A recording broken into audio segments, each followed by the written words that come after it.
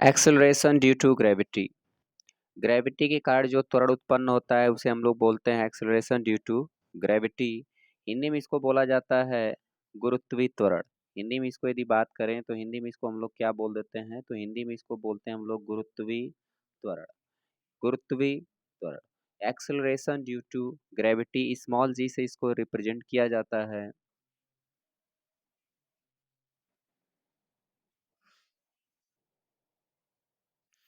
Acceleration due to gravity, इसको हम लोग बोलते हैं गुरुत्वीय त्वरण। स्मॉल जी से इसको हम लोग रिप्रेजेंट करते हैं, जिसकी जो वैल्यू होती है 9.8 metre per second square, 9.8 metre per second square. जो देखिए एक्सेलरेशन ड्यू टू ग्रेविटी है, इसकी वैल्यू फिक्स नहीं रहती है, इसकी वैल्यू चेंज होते रहती है।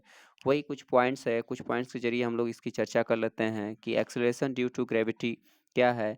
तो it is the acceleration produced in any object due to the force of gravity. मतलब गुरुत्वीय बल के कारण किसी वस्तु में उत्पन्न होने वाला जो त्वरण है, यहाँ पर देखिए मिस प्रिंट है, ये त्वरण रहेगा। तो गुरुत्वीय बल के कारण किसी वस्तु में जो उत्पन्न त्वरण होता है वही कहलाता है एक्सेलरेशन ड्यू टू ग्रेविटी, मतलब गुरुत्वीय त्वरण। Value of G does not depend on the mass of falling object in earth. कहने का मतलब है कि इसकी जो वैल्यू है वो वस्तु के ऑब्जेक्ट यानी जो ऑब्जेक्ट है उसके मास पर डिपेंड नहीं करता है।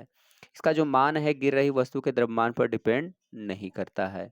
इसकी जो वैल्यू होती है, पहली बात कि पृथ्वी के अलग अलग हिस्से पर अलग अलग होती है। Value of g different at different places on earth, यानी जो जी का मान है वो पृथ्वी के अलग अलग हिस्से पर क्या होता है, अलग अलग होता है।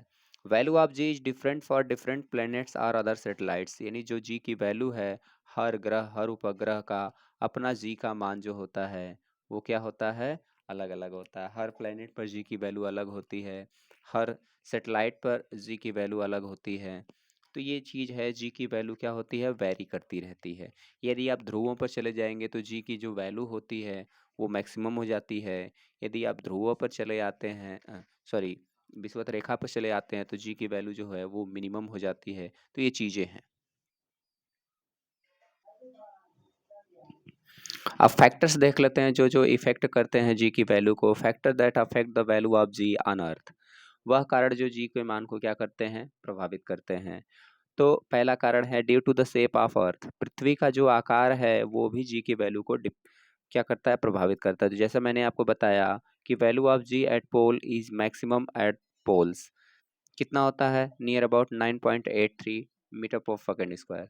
पृथ्वी के ध्रुव पर जी के मान को सबसे अधिकतम पाया गया है, इसलिए यहाँ पर किसी भी व्यक्ति व्यक्ति का जो वेट होता है वो भी मैक्सिमम होता है, यानी ध्रुवों पर जी का मान अधिकतम, याद रखिए।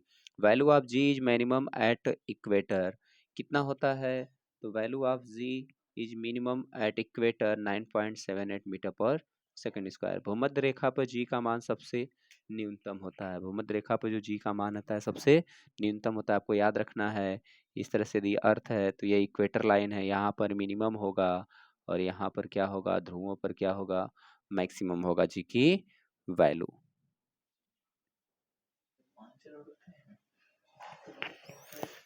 अब सेकेंड इफेक्ट देख लेते हैं, effect of height and depth. ऊंचाई और गहराई का क्या प्रभाव पड़ता है स्मॉल जी पर। तो value of G decreases whether we go away from surface और we go deep into earth surface, hence value of ji is maximum at earth surface. जो जी की वैल्यू होती है, यदि बात करें जो जी की वैल्यू है,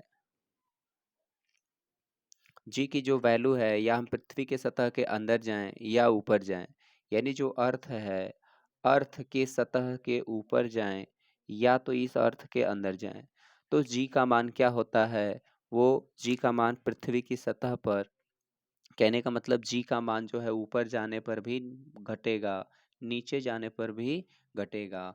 मीन सरफेस पे जी की वैल्यू क्या होगी, मैक्सिमम होगी। यदि आप अर्थ के अंदर जाते हैं, अर्थ के नीचे जाते हैं तो भी जी की वैल्यू डिक्रीज करती है। यदि आप अपर सरफेस जाते हैं तो भी जी की वैल्यू क्या होती है, डिक्रीज होती है।